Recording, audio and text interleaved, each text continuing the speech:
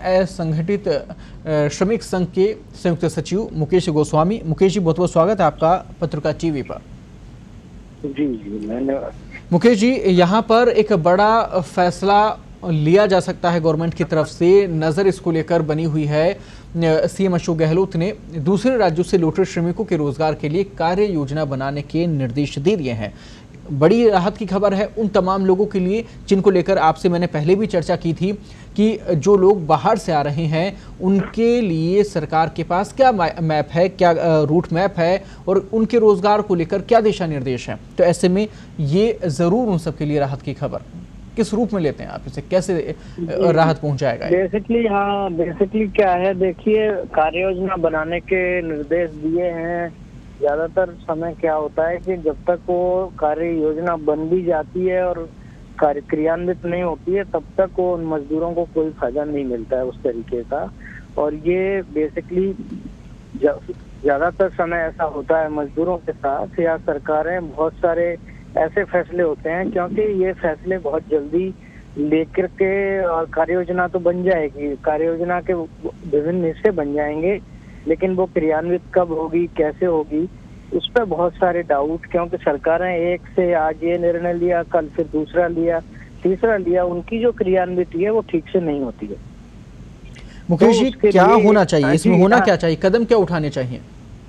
देखिए, ये सबसे पहली बात तो ये है कि जो श्रमिक आ रहे हैं उनका एक डेटाबेस होना चाहिए जिसमें कि कौन मजदूर कहाँ से आ रहा है और उसकी दक्षताएं क्या हैं और उनको कहाँ काम दिया जा सकता है और कहाँ काम दिया जाएगा उनको उनके नजदीक। क्योंकि जो व्यक्ति जहाँ लौट रहा है उसके आसपास उनको काम मिलेगा तो उनके लिए सबसे अच्छा होगा। तो उनको काम देने के लिए अलग अलग माध्यम है। ग्रामीण क्षेत्र के लिए मनरेगा योजना है जिसमें उनका जॉब कार्ड बना के अलग अलग तरीके से उनको काम दिया जा सकता है। दूसरा, जो लोग शहरी या मतलब छोटे कस्बों में जो लोग आ रहे हैं, नगर पालिका क्षेत्रों में, नगर परिषद, नगर निगमों में जो लोग आ रहे हैं लौट के, उनके लिए शहरी क्षेत्र में अभी तक किसी भी तरीके का कोई योजना ही नहीं है, किसी भी तरीके की। एक तरीके से तो उनको कैसे काम दिया जाएगा उसका कोई प्लान नहीं है। ये अब ये कार्य योजना कब बनेगी, कब क्रियान्वित होगी, वो एक सवाल है। अब ये बेसिकली तो अच्छी बात है कि ये कार्य योजना बने, इसके लिए स्पष्ट निर्देश लोगों को जाएं और वो जनता में भी, मतलब कार्य योजना तो बनाने के निर्देश दे दिए, लेकिन क्या कार्य योजना होगी वो जनता के साथ भी बताई जाए। मुकेश जी, यहाँ एक तो कार्य दिवस बढ़ाने की मांग भी की जा रही, मनरेगा की आपने जिक्र किया, उसके साथ ही रोजगार गारंटी को लेकर क्या कदम यहाँ पर उठाया जाए जिससे कि ये जो लोग हैं जो क्योंकि उन्होंने प्रदेश पहले ही छोड़ा क्योंकि इनके पास रोजगार नहीं था, दूसरे राज्यों में गए और अब वापस लौट रहे हैं, जिंदगी और मौत की जो जंग थी कोरोना वायरस से, इस डर के कारण वापस लौट रहे हैं। तो ऐसे में क्या रोजगार गारंटी नहीं होनी चाहिए राज्य में? जी बिल्कुल। तो बेसिकली हाँ, मनरेगा में भी कम से कम, वैसे तो ये एक तरीके से कहते हैं कि ओपन एंडेड होना चाहिए ग्रामीण क्षेत्र के लिए, कि जो व्यक्ति काम मांगता है उसको काम मिलना चाहिए, उस तरीके का ग्रामीण क्षेत्र के लिए हो। शहरी क्षेत्र और ग्रामीण क्षेत्र में और दूसरे भी, बेसिकली ये पिछले आजादी के बाद पहला मौका राज्य सरकार और केंद्र सरकारों के पास आया है कि वो लघु और कुटीर उद्योगों को बढ़ावा देके और उनमें और उनके आसपास ही, क्योंकि ये जो कच्चा माल है जो उत्पादन होता है वो जहाँ होता है उन्हीं क्षेत्रों में छोटे छोटे लघु और कुटीर उद्योगों को पनपाया जाए, उनमें जो व्यवस्थाओं की जरूरत है उनको दिया जाए, जो लोग वहाँ आसपास रहते हैं उनको उसमें रोजगार दिया जाए।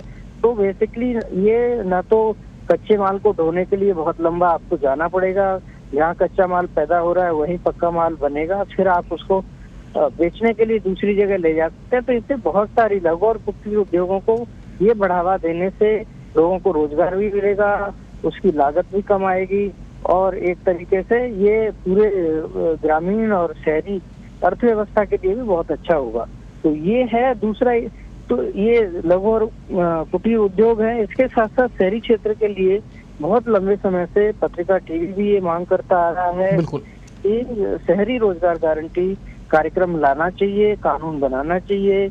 उड़ीसा ने 100 करोड़ का एक फंड बना के ऐसा कुछ योजना बनाने का प्रयास किया है अभी, हालांकि वो क्रियान्वित नहीं हुआ है। केरल सरकार ने भी कुछ पैसा उसके लिए डाला है, लेकिन एग्जैक्ट जो शहरी रोजगार गारंटी कानून हो वैसा नहीं बना है।